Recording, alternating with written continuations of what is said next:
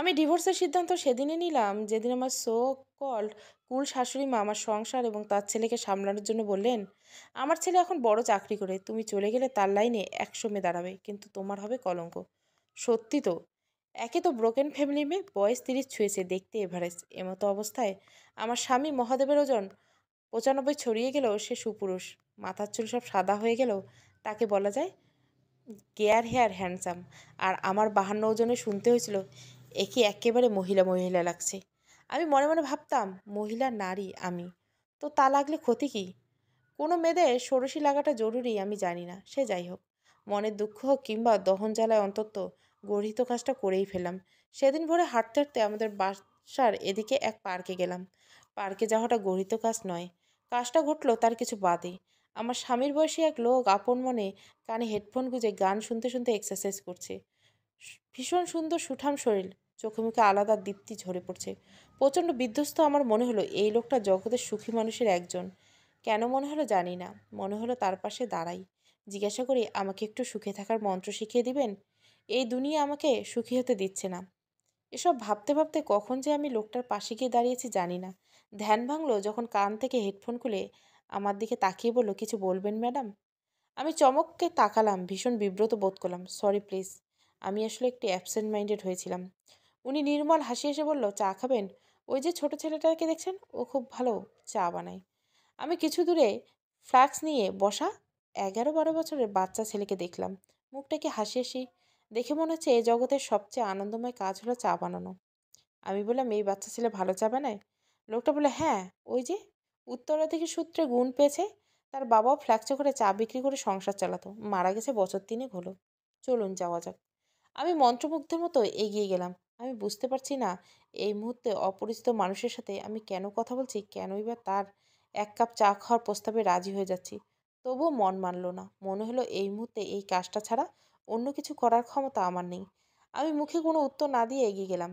লোকটা আবার প্রশ্ন করলেন, কি করেন আপনি? আমি বললাম, ঘরে থাকা ছাড়া কিছু করি না। লোকে বলে গৃহিণী, সমাজ বলে তাহিরের ওয়াইফ, তাহির বলে ঘরে শুয়ে থেকে দিন পার করা মানুষ। না, মানুষ না, মেয়ে মানুষ। আর শাশুড়ি বলে স্বামীর কর্মী, বলতে পারেন তার বাড়ির রান্নার লোক। তার মন ভালো খারাপ দেখে রান্নার জন্য মাঝে মাঝে সাইকোলজিস্ট, তার ঘরের ঝি, তার রাতের মনোরঞ্জনকারী ইত্যাদি। খেয়াল রাখলাম লোকটি এক দৃষ্টিতে আমার দিকে তাকিয়েছে। আমি আবারও বললাম, সরি, বেশি কথা বলে ফেলছি। লোকটা এই কথার কোনো উত্তর না দিয়ে বলল, আমার নাম সায়েম। আমি পেট চালানোর জন্য আপনার মতো একটা প্রতিষ্ঠানে গোলামি করি। আচ্ছা, আপনি কি জানেন সরকার মানে কি? আমি বললাম, বিশেষ কোনো অর্থ না থাকলে সবাই যা জানে তা আমিও জানি। সায়েম সাহেব উচ্ছল গলায় ছেলেটির দিকে তাকিয়ে বলল, মেহমানের এনেছি রে টোটন, একটা জম্পের চা বানিয়ে ফেল। টোটন দাঁত বের করে বলল, আপনি খাইবেন না? সায়েম বলল, অঙ্কে আমি বরাবরই কাঁচা, 2টো চা বানা। তারপর আমার দিকে তাকিয়ে হেসে বলল, মুঘল আমলে এদেশে স্থানীয় শিক্ষিত ধনাঢ্য ব্যক্তিবর্গকে ও রাজার প্রধান কর্মচারী ও সম্পত্তি দেখাশোনার কাজে নিয়োজিত ব্যক্তিকে সরকার বলা হতো। বর্তমান সময়ে রাষ্ট্র পরিচালনকারী রাজনৈতিক দল যেমন রাষ্ট্র বা দেশের সরকার বলা হয়। তার মানে বুঝতে পারলেন, সরকার আদতে শাসনকর্তা হলেও তাদেরও কাজ দেশের মানুষের সুখ সমৃদ্ধি নিশ্চিত করা। মানে হলো আমরা সবাই সবার গোলাম, কি বলেন? বলে লোকটা দীর্ঘ সময় নিয়ে হাসলো। আমি অবাক হয়ে তাকিয়ে রইলাম। লক্ষ্য করলাম আমার মনটা ভালো লাগছে, বেশ ভালো লাগছে। চায়ে হালকা চুমুক দিলাম। ছোট্ট হালকা মিষ্টি চা, আদা ছেঁচে দিয়ে একটা দারুণ ঝাঁঝালো ফ্লেভার আছে। পুদিনা পাতা, একটা সজীবতা চায়ে চুমুক দিতেই পাওয়া যায়। একটু কি নোনতা ভাব আছে চায়ে? আচ্ছা, লিকারটা এত পারফেক্ট হয় কতক্ষণ জাল দিলে? এসব চিন্তায় আমি যখন ডুবে আছি, সায়েম সাহেব বলল, বলেছিলাম না দারুণ চা বানায়। আমি আর আমার স্ত্রী ওর বাবার হাতে চা খেয়ে প্রতিদিন সকাল শুরু করতাম। নীরার খুব প্রিয় ছিল। আমি অপ্রস্তুত হয়ে বললাম, ছিল বলছেন কেন? স্ত্রী শেষ কথা না করতে সায়েম সাহেব বললেন, না না, ও বেঁচে আছে, আমরা আর একসাথে নেই, এই যা। আমি আবারও অপ্রস্তুত হলাম। হাঁটতে হাঁটতে পার্কের বাইরে বেরিয়ে এসে বললাম, আসি, ধন্যবাদ চায়ের জন্য।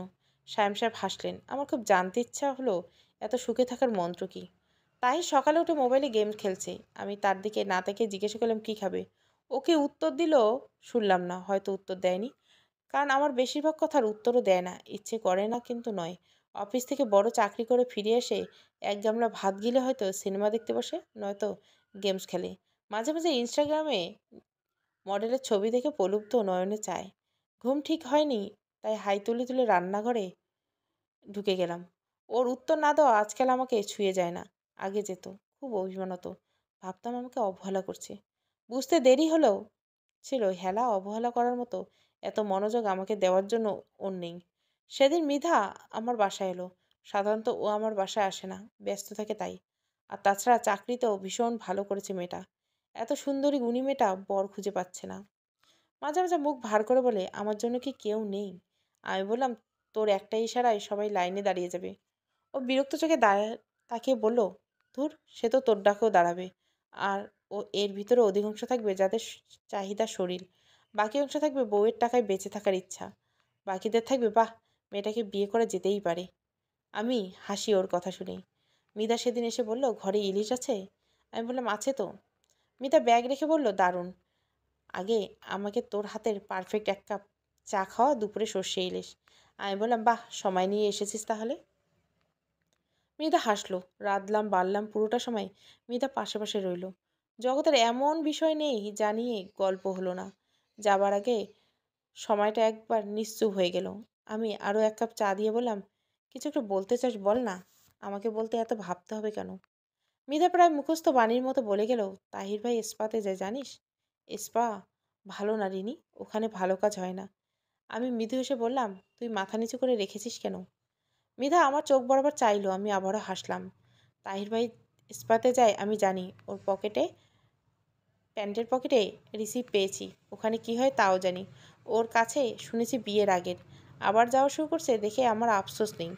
বড় চাকরি করে একটু একটু অভ্যাস থাকে। আমার শাশুড়ি হলে নিশ্চয় তাই বলতো। আমি জানি তাহিরের শরীরের ক্ষুধা নেই, কাউকে শারীরিক প্রশান্তি দেওয়ার মতো নেই। হয়তো নিজের খানিক প্রশান্তির জন্য যায়। একঘেয়ে শরীর আর বিছানায় নিজের অপূর্ণতা ঢাকার জন্য এ উপায় মন্দ না। আজকাল এসব আমাকে নাড়া দেয় না। মিতা কি বুঝলো আমি জানি না, শুধু বলল, তুই জানতে রিনি? আমি উত্তর না দিয়ে হাসলাম। আজ আবারও পার্কে হাঁটতে গেলাম। সায়েম সাহেবকে দেখলাম চা খাচ্ছে। আমাকে দেখে টোটন বলল, দেখেছিস? বললাম না সেদিনের আন্টি আসবে, নে চা বানা। আমি হেসে পাশের বেঞ্চেতে বসে পড়লাম। আমার পার্কে যেতে ভালো লাগে। কাজের ফাঁকে সায়েমকে নিয়েও ভাবতে ভালো লাগে। এই যে, আমাকে ভুল বুঝে ফেললেন তো? কি আর করার, সত্যি বলছি, প্রতিদিন সকালের এই সময়টা আমার দিনের মধ্যেও প্রিয় সময়। রোজ ঘরে ফিরে দেখি তাহির উঠে পড়ছে। ও বেশিরভাগ দিন টেরই পায় না আমি বাইরে গেছিলাম। মাঝে একদিন শুধু বিকট শব্দে হাই তুলে বলল,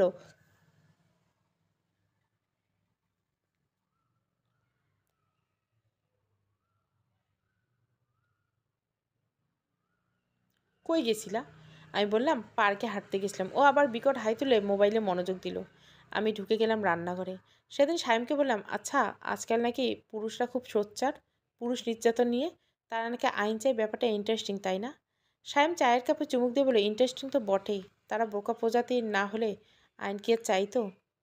আমি ভুরু কুচকে বললাম, পুরুষরা বোকা? সায়েম আমার দিকে তাকিয়ে বলল, বোকা তো বটেই।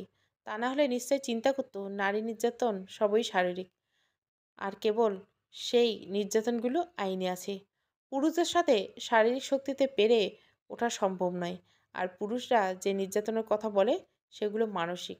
মেয়েরা যদি মানসিক নির্যাতনের জন্য লড়াই করতেন দেখতেন, প্রতিদিন হাজার হাজার পুরুষ অ্যারেস্ট হয়ে যেত।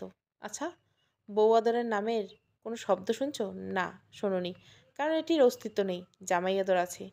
শ্বশুরবাড়ি মানে পুরুষ জামাই আদর, আর নারীদের হাজারো নিয়ম মানিয়ে চলা মেনে চলার স্থান। আমি বিস্মিত হলাম। এভাবে তো কখনো ভেবে দেখিনি। একটা পুরুষ এভাবে ভাবতে পারে তাও ভাবিনি। আমি মুগ্ধ হয়ে সায়েমের দিকে তাকালাম। আচ্ছা, আমি কি লোকটার প্রেমে পড়ে যাচ্ছি? ছি, এসব ভাবনাও ভাবা অন্যায়। তবু কেন প্রতিদিন ভাবছি।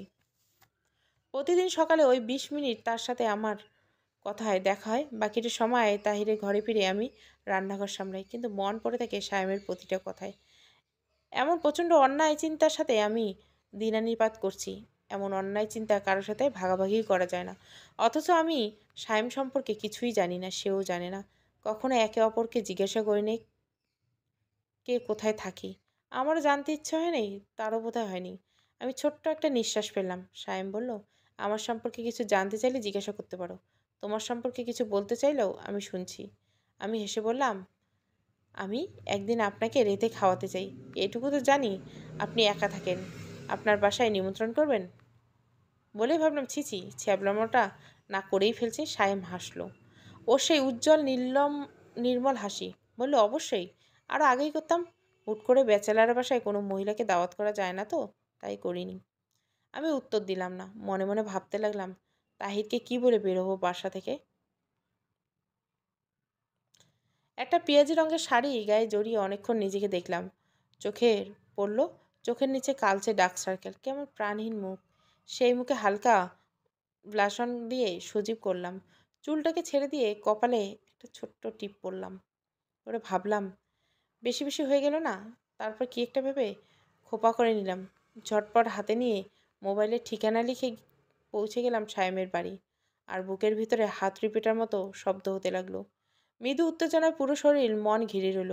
সায়েম আমাকে দেখে পুরো স্বাভাবিক ভঙ্গিতে হাসলো। আমিও হাসলাম। তবে সে হাসির উৎস হৃদয় না মস্তিষ্ক? কি হবে, কি করছি, এসব ভেবে আমি অস্থির হয়ে আছি। সায়েমের ঘর গোছানো এতটাই গোছানো আমি আশা করিনি। ঘরে দুটো স্বাস্থ্যবান বিড়াল গম্ভীরভাবে হাঁটাহাঁটি করছে। দূরে একটা কুকুর বসে আছে। আমাকে দেখে কুকুর দৌড়ে এলো। ভয়ে আমার হাত পা হটপট করে যাওয়ার জোগাড়। সায়েম হেসে বলল, ক্লিওপেট্রা খুব লক্ষ্মী মেয়ে, তোমার সাথে বন্ধুত্ব করতে এসেছে। আমি খুব শান্ত ভঙ্গিতে হাসার চেষ্টা করলাম, কিন্তু ভয়ে আমার প্রাণ শুকিয়ে গেল। ছেলেবেলায় কুকুরের কামড়ের খেয়ে ইঞ্জেকশন লাগাতে হয়েছিল। এরপর থেকে কুকুর আমার ভয়। ক্লিওপেট্রা আমার পায়ের কাছে এসে গন্ধ শুকে আবার সোপায় গিয়ে বসলো। আমি বললাম, আপনি অ্যানিমেল লাভার বুঝি? সায়েম বলল, আমি না, নীরা খুব পশু পাখি ভালোবাসতো।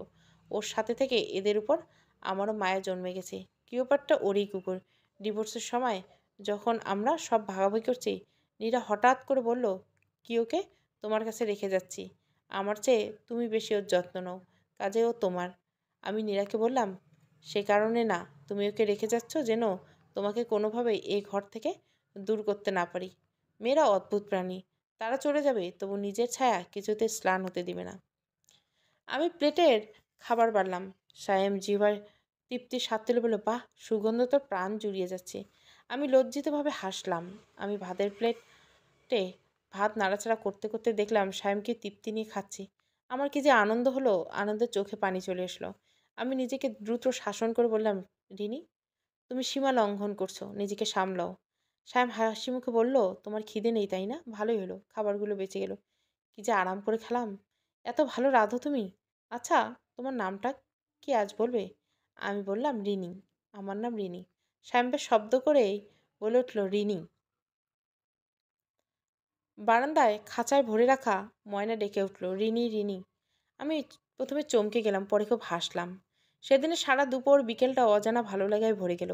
সায়েম তার সীমারেখায় এতটুকু পার করলো না। তবু আমার মন জুড়ে বারবার ঝড়ের বেগে একই ইচ্ছে আসতে লাগলো। আমি মনে প্রাণে সেই ইচ্ছেকে দমন করতে লাগলাম। সেদিন রাতে অনেক দিন পর শাশুড়ির সাথে কথা হলো। খুব মিষ্টি গলায় জিজ্ঞাসা করলো, বাচ্চা কবে নিচ্ছ তোমরা মা? আমি অস্ফুট হাসলাম, কি বলবো ভেবে পেলাম না।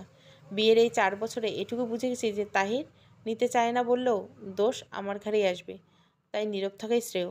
শাশুড়ি বললো, একবার ডাক্তার দেখিয়ে জেনে নাও তোমার টিউমার কারণ হচ্ছে কিনা। আমি চোখ বুজে প্রহর শুনলাম। কখন রাখবেন উনি ফোন? ঠোঁটের কোণায় আটকে গেল বাক্যটি। আপনার ছেলে বাচ্চা নিতে চায় না। আজ পর্যন্ত চেষ্টাই করিনি, জানি না চেষ্টা করলে হবে কিনা। এসব কিছুই মনেই আটকে রইল। উনি শুধু বলল, স্বামীকে সন্তানের জন্য রাজি করা তোমারই কাজ। ছেলেরা একটু অমনি হয়, ছেলেদের বয়স কখনো বেড়ে যায় না রিনি। আমি শুধু মুখে বললাম, হুম। সেদিন রাতে একই বিছানায় শুয়ে দুজন দুজনের দিকে ফিরে রইলাম। তাহির হঠাৎ বলল, কী ব্যাপার, মুখ কালো করে রেখেছে কেন? আমি বললাম, এমনি। যদি উত্তর দিতাম মুখ কালো করে নেই, তাহলে সেই উত্তর তাহিরের পছন্দ হতো না। তাই এমনি বলাই নিরাপদ। আজ তাহির আমার সাথে কথা বলতে চাইছে, কেন চাইছে জানি না। হয়তো মাস দুয়েকের মধ্যেই আজ সেই দিন, যেদিন ওর একটু পুরুষত্ব দেখাতে ইচ্ছে করে। আমি সেদিন বাধা দিই না, যদিও পুরোটা সময় মনে থাকে ওর বাক্যগুলো। যখন বিয়ের প্রথম বছরগুলোতে প্রচণ্ড রেগে আমি বলতাম, তুমি কেন আমার প্রতি আগ্রহ দেখাও না? সে বিদ্রূপ গলায় বলতো, মরার মতো বিছানায় পড়ে থাকো দেখে আমার আগ্রহ হয় না। আমি প্রচণ্ড অবাক হয়ে বলতাম, প্রতিবার তো আমি অ্যাপ্রোচ করি, ও মুখ বেঁকে বলল, আগ্রহ পাই না তোমার সাথে। পুরোটা সময় কেটে যেত বের করতে কোথায় কমতি আছে আমার। আমার শরীরটা নায়িকাদের মতো না হলেও আমি স্লিম, পরিপাটি। তাহলে কোথায় কমতি? কেন কমতি? তখনও আমার অবসত্তা বোঝেনি তাহির নিজের ত্রুটি থেকে আমাকে দাবিয়ে রাখার পৌরুষত্ব জাহির করার জন্য খুবই বুদ্ধিমত্তার সাথে আবিষ্কার করেছিল আমাকে প্রশ্নবিদ্ধ করবার উপায়। এমন উপায় যেটা আমি কারো কাছে গিয়ে প্রমাণ করতে পারবো না, মুখ ফুটে বললেই লোকে আমাকেই বলবে খারাপ মেয়ে লোক, ছি ছি। তাই নীরব শ্রোতা হয়ে গেলাম, নীরব দর্শক হয়ে গেলাম। রান্নাঘরে হাঁড়ি ঠেড়ে ফিল্যান্সিকে টুকটাক কাজ করে নিজের আলাদা দুনিয়া বানিয়ে নিলাম, যে দুনিয়ায় আমি একজন অপরিপূর্ণ নারী গোমরামুখী। সেদিন তাহিরের ডাকে আমি সাড়া দিলাম না। খুব ভোরে উঠে হাঁটতে হাঁটতে চলে গেলাম সায়েমের বাড়ি। সায়েমের দরজা খুলে বিস্মিত গলায় বলল, কি হয়েছে? দরজা থেকে সরে দাঁড়ালো না। আমি ওর বাসায় ঢুকতে ঢুকতে বললাম, আমার নাম আপনি আগের থেকে জানতেন তাই না? পাখিকে আমার নাম আগের থেকে শিখিয়ে রেখেছিলেন আমাকে বিস্মিত করার জন্য। সায়েম উত্তর দিল না, শুধু বলল, ঘরে এসে বসো। আমি প্রচণ্ড আক্রোশের সাথে বললাম, আপনারা ছেলে না, না মেয়েদের নাম দিয়েছেন ছলনাময়ী? তবে আপনাদের কি নাম দেব বলুন? সায়েম ধীর গলায় বলল, তোমার লেখা আমি ফেসবুকে পড়তাম, সেভাবেই তোমাকে চিনি। তোমাকে চিনি বললে আমাদের বন্ধুত্বটা হতো না রিনি। তবু আমি তোমার অপরাধী। একটু বলতে পারি তোমাকে নিয়ে কোনো মন্দ চিন্তা আমার ছিল না। আমি কান্নায় ভেঙে পড়লাম। মনে হলো শত বছরের জমিয়ে রাখা অভিমান ঝরে পড়ছে। আমি ভুলে গেছিলাম আমি কাঁদতে জানি। আমি প্রায় ভুলে গেছিলাম আমিও মানুষ। সাহেব আমার পায়ের কাছে হাঁটু গেড়ে বসে পড়ল। আমি একটা 5 স্টার হোটেলের চিফ শেফ। আমার নিজের একটা রেস্তোরাঁ আছে বনানীতে। সেই তথ্য জানলে তুমি আমাকে রেঁধে খাওয়াতে না। আমারও জানা হতো না ঘরের রান্না তো কি অসম্ভব সুন্দর মাত্রায় যোগ হতে পারে। আমি আমার মেনুতে বাংলা খাবার যোগ করেছি। তুমি ছাড়া এই কাজটি কেউ পারফেক্টলি করতেই পারতো না। তুমি চলে এসো রিনি। আমি কিচ্ছু চাইবো না, কেন কিভাবে, শুধু জানি তুমি চলে এসো। আমাদের স্বপ্নের জায়গায় আমরা একসাথে তৈরি করব। আমি এক দৃষ্টিতে স্বামীর দিকে তাকিয়ে থেকে বললাম, কিন্তু আমি জানতে চাই যে স্ত্রীকে এত ভালোবাসেন কেন? একসাথে নেই আপনারা? সাহেব আমার পাশে বসতে বসতে বলল, আমাকে নিয়ে সবাই ওকে খ্যাপাতো স্বামী রন্ধনশিল্পী। এটা এদেশে কোনো গ্রহণযোগ্য নয়। আসলে কারণ কি আমি তাও জানি না। শুধু দুজনের মনে হয়েছিল ভালোবাসাটা ঠিক আর নেই, হারিয়ে গেছে কোথাও। খুব ঠান্ডা মাথায় আমরা সিদ্ধান্ত নেই, নীরা আমার রান্না খুব পছন্দ। এখনও প্রায় ওর স্বামীকে নিয়ে আসে আমার রেস্তোরাঁয় খেতে। আমি ওকে ওর প্রিয় ডিশ পাঠাই কমপ্লিমেন্টারি খাবার হিসাবে। আমার জায়গায় ভালো আছি, যার যার জায়গায়। আমার সম্পর্কে তিতকুটে বানানোর আগে শ্রদ্ধা নিয়ে ইতি টানতে চেয়েছি। তোমার পিছুটান কিরিনি। আমি চোখের পানি মুছে বললাম, আমার পিছুটান আমার নিজের সাথে প্রতিজ্ঞা। ভেবেছিলাম বাবা মায়ের মতো ডিভোর্সে যাব না। ভেবেছিলাম ভালোবাসা দিয়ে বোধহয় সব জয় করা যায়। শুধুমাত্র একটা নীল কাগজের এত ক্ষমতা যে সব কিছুর ঊর্ধ্বে গিয়ে প্রাণান্তরকার ভালোবাসা খুবই নাজুকের সম্পর্ক। ভেবেছিলাম শুধু আমার একটা ঘর হবে, কিন্তু দিন শেষে আমি তাহিরের ঘরেই আছি। দিন শেষে আমি মেয়ে মানুষ, চট করে বলে ফেলতে পারবো না যে আমি সুখী না মানসিকভাবে, শারীরিকভাবে। লোকে আমাকে বলবে, তাহির আমাকে নিশ্চিত জীবন দিয়েছে, অবাধ স্বাধীনতা দিয়েছে, আমার বলবার জন্য ঘর দিয়েছে, আমার সব অভাব পূরণ করেছে যখন যা চেয়েছি।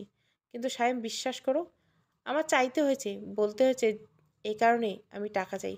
কখনো কখনো সেই কারণটা তার কাছে তুচ্ছ লেগেছে। অন্তত মিষ্টি হেসে তাচ্ছিল্য করে বলে, সিরিয়াসলি রিনি, এটাও কিনতে চাও? আমি দ্রুত বদলেছি সব আমাকে দিয়েই, তবে সেগুলো না চাইতেও না চাই। আমি নিজেকে প্রশ্নবিদ্ধ করেছি বেশির চেয়ে ফেললাম কিনা। আমি বুঝি আমি নিজেকে না, তাহিরকে খুব সূক্ষ্মভাবে আমাকে প্রশ্নবিদ্ধ করিয়েছে। সায়েম আমার লেখা যতই থাকুক না কেন, সমাজকে কাজকলা দেখাও, ততক্ষণই আমি সমাজকে ভয় পাই, হারিয়ে ফেলার ভয়।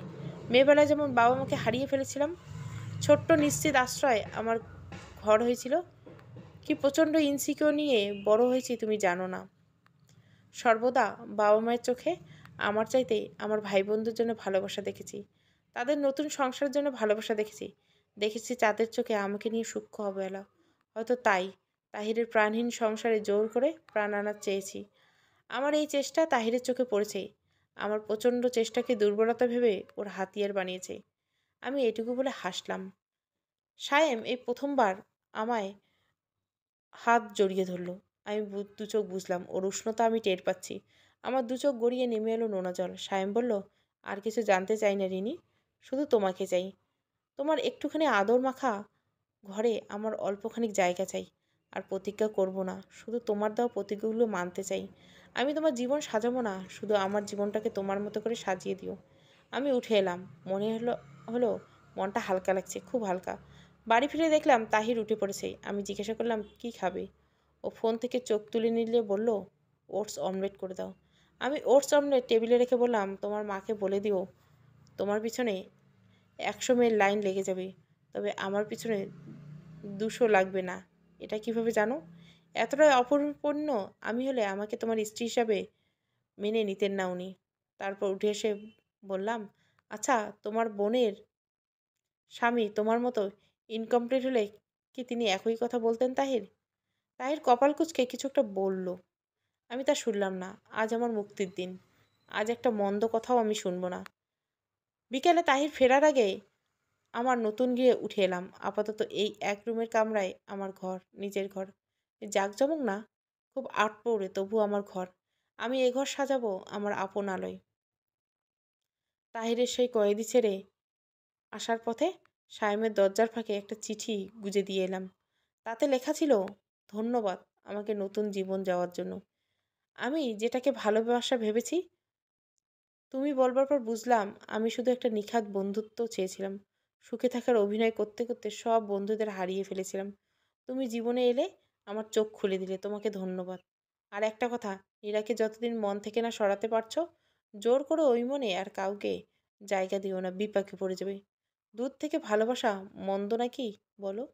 আমি যে ভালো রাধেই, তোমার মতো এত বড় শেপ না হলে বিশ্বাস হতো না। ফেসবুকে পেজ খুলেছি হোম ক্যাটারিংয়ের। জীবনে বেঁচে থাকার অর্থ নতুন করে জানতে পেরেছি। তুমি খুঁজে বের করো সায়েম। আমি তোমার রেস্তোরাঁয় গেলে আমাকে কমপ্লিমেন্টারি ডিশ দেবে তো? ভালো থেকো, রিনি। আমি জানলা দিয়ে দূরে চাইলাম। মোবাইল বেজে চলছে ক্রমাগত। আপাতত জানতে ইচ্ছে হচ্ছে না কে ফোন করছে। আপাতত ভাবতে ভালো লাগছে। আমি সুখে আছি, খুব সুখে। ডিভোর্স। গল্পটা ভালো লাগলে অবশ্যই লাইক, শেয়ার এবং সাবস্ক্রাইব করবেন। Thank you for watching.